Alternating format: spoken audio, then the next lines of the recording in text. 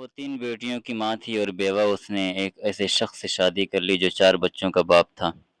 شادی خفیہ رکھی گئی، دونوں ایک دوسرے سے مخلص تھے اور وہ خاتون سوکن کو سراخوں پر بٹھانے کے لیے تیار۔ پھر اس شخص کی پہلی بیوی کو پتہ چل گیا، وہ برسر روزگار خاتون تھی، اس نے طوفان اٹھا دیا۔ شوہر نے جب دیکھا معاملہ کھل چکا ہے تو اس نے تسلیم کر لیا کہ اس نے شادی کی ہے۔ پہلی بیوی نے مطالبہ کیا کہ دوسری کو طلاق دے دو۔ شوہر نے انکار کر دیا کہ میں یہ ظلم نہیں کر سکتا۔ پہلی بیوی نے شوہر کے بھائیوں اور بہن کے سامنے معاملہ اٹھایا۔ چونکہ ان کا بھائی خاندان میں ہیرو کے طور پر جانا جاتا تھا، ان کو خوف ہوا کہ خاندان میں عزت نہیں رہے گی۔ وہ بھی اسے مجبور کرنے لگے کہ بات خاندان میں پھیلنے سے پہلے طلاق دو، مگر مرد ڈٹا رہا۔ بالآخر اس شخص کا بہنوئی جو وکالت پڑھ چکا تھا میدان میں آیا۔ اس نے نہ جانے کیا اور کیسے کیا سالے کو قائل کر لیا طلاق کے لیے۔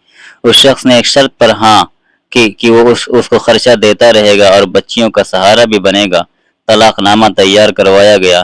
اس شخص کے بہنوئی نے سالے کی دوسری بیوی سے بات کی اور بتایا وہ ملنا چاہتا ہے اور اسے خاندان میں لانا چاہتا ہے۔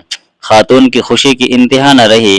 جس دن وہ بہنوئی اس عورت کے گھر گیا، اس نے کئی طرح کے کھانے بنائے، خوب آؤ بھگت کی، بچیوں سے ملایا۔ اس شخص کے بہنوئی نے اسے شیشے میں اتارا اور کہا یہ کچھ کاغذات ہیں، دستخط کر دو، یہ راضی نامہ ہے دونوں سوکنوں کے درمیان۔ خاتون نے دستخط کر دیے اور وہ گھر آ گیا۔ بعد میں پتہ چلا وہ طلاق نامے پر سائن تھا۔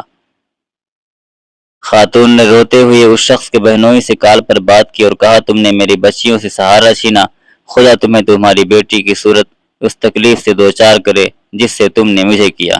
مرد نے قہقہا لگایا اور پھر عرصے دراز تک وہ مرد اپنی اس چالاکی کی کہانی اپنے دوسرے سالوں کے گھر بیٹھ کر سناتا اور داد سمیٹا رہا۔ اس کی بیٹی تعلیم مکمل ہوئی، اس کی بیٹی کی تعلیم مکمل ہوئی، اچھے خاصے پڑھے لکھے شخص سے شادی ہوئی، سب کچھ کامل اکمل ہی نہیں قابل رشک تھا۔ بد دعائیں سننے والے سوچ رہے تھے کہ اس شخص کو مکافات عمل سے کیوں سامنا نہیں کرنا پڑا، اور اب اس شخص کو پتہ چلا ہے اس کی بیٹی کو برین ٹیومر ہے۔ اکلوتی بیٹی کو تکلیف میں دیکھنا نہ جانے اس کے لیے کتنا اذیت ناک ہوگا اور کیسے اس دکھ کو جھیلے گا۔ شاید اسے اس بیوہ عورت کی سسکیوں کی گوش سنائی دے اور وہ توبہ کر کے اس سے معافی مانگ لے تو اس کی یہ سزا کچھ کم ہو۔ جی ہاں، آپ کہیں گے کیا یہ ممکن ہے؟ باپ کی سزا بیٹی کو ملے، کیا اسی کا نام مکافات عمل ہے؟ آپ درست ہیں مگر میں بھی غلط نہیں ہوں۔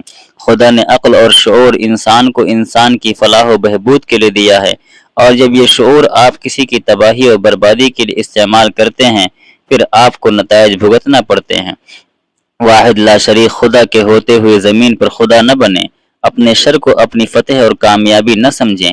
یہ شر جب آپ کی طرف لوٹے گا آپ اس کا مقابلہ کرنے کی سکت خود میں نہیں پائیں گے۔ اللہ کے بندے بن کر رہیں، یہی ہمارا پیغام ہے۔ اس پیغام کو پلوں سے باندھے، خیر ہوگی انشاءاللہ۔